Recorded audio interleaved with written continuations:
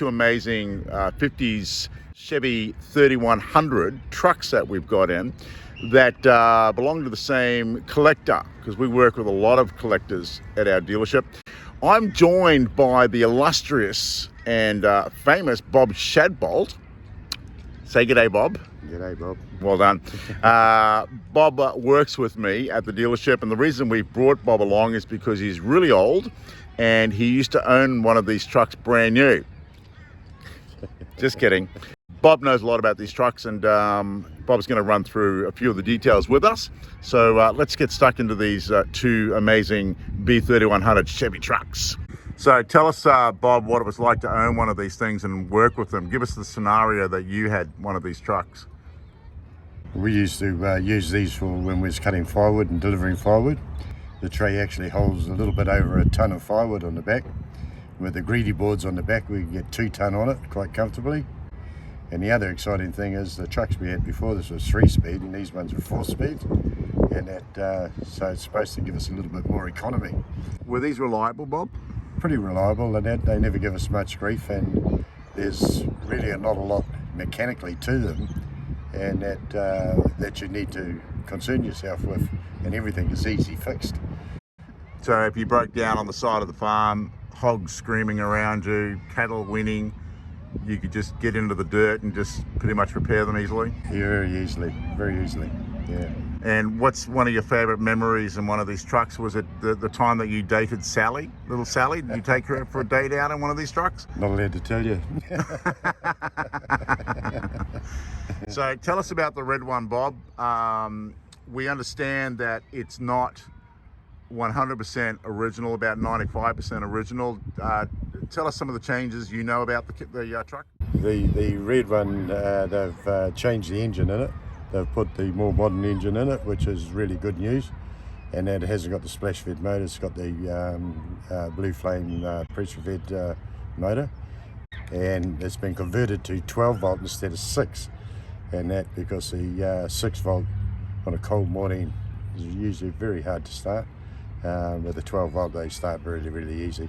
So Bob, we're in the cab of the green one. So this one's 100% original, isn't it? Everything's 100% original in this one, including the radio with the knob missing. But okay, now you've mentioned the radio with the knob missing, but I guess that was pretty common back in the day, wasn't it? Pretty much. And so, they have 5 selected channels, and normally you can only get 2. All right, so the engine on this one's original? Yes, everything's original. Well, the ones before these were splash fed engines. The main bearings were splash fed, and they weren't pressure fed, and that's why everybody's excited when these things come out, because they're pressure fed. So if you over rev a splash fed motor, it doesn't get enough oil in it. You'd think if you revved it harder and more, you get more oil, but it doesn't, because it just splashes the oil around and splashes up the bearing, and that you create a vacuum, and that so you don't get a lot, so you can't drive them hard. Where these ones being pressure fed, you can drive them pretty hard and they don't give you any grief. One of the things that confused me when I first jumped in these trucks was that there's literally on the floor, there's 1, 2, 3, 4, 5 things that your foot presses. and on the left you've got your foot brake, in the middle you've got your clutch, and then next to that you've got your brake, then you've got your accelerator, and then you've got, what's that other one, Bob? That other one is your starter. That's instead of turning the key to start, you've got to stand on that pedal to start. Wow. And that doesn't never had modern ignition back in those days. And then of course you've got your gear shifter. It is amazing how the world has changed, isn't it? I mean, it would be a wonderful experiment to get some kid that's just got his license, full license, and stick him in one of these things and say, right, boy, go take it for a drive. I would imagine most of the children today get taught to drive in automatics, and if you set them in one of these, they wouldn't even know where to start. No, they wouldn't even know how to start it. I didn't know how to start it until you told me about that. The other thing about these trucks too is that, you know, there was no cushioning on the dash. You know, there was no airbags in them. There was no safety features really at all, apart from being surrounded by a bunch of metal. So we lived dangerously back then, didn't we? Very, very dangerously, considering the things that we used to get up to when we was driving them. and that, but we relied on, you got solid steel all the way around you for protection. Well, it's protection until you hit part of that solid steel.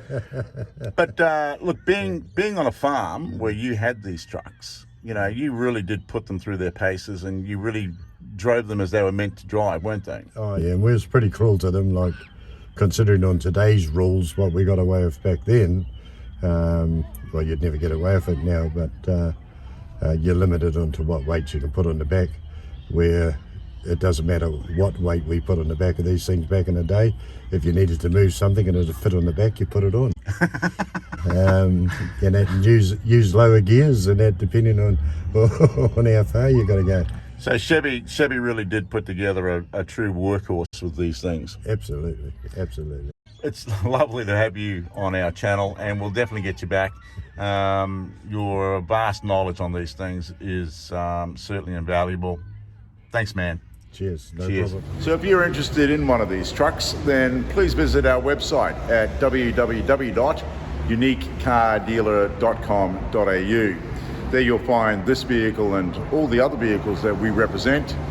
If you wish to visit the trucks in person, you'll find us at 170 Brisbane Road, Arundel. We are right opposite Harbour Town Shopping Centre here on the Gold Coast. Until I see you again, please make sure that you subscribe and click the like button so that we can share these videos with many other enthusiasts. I'm Paul Stevens. Take care of yourselves.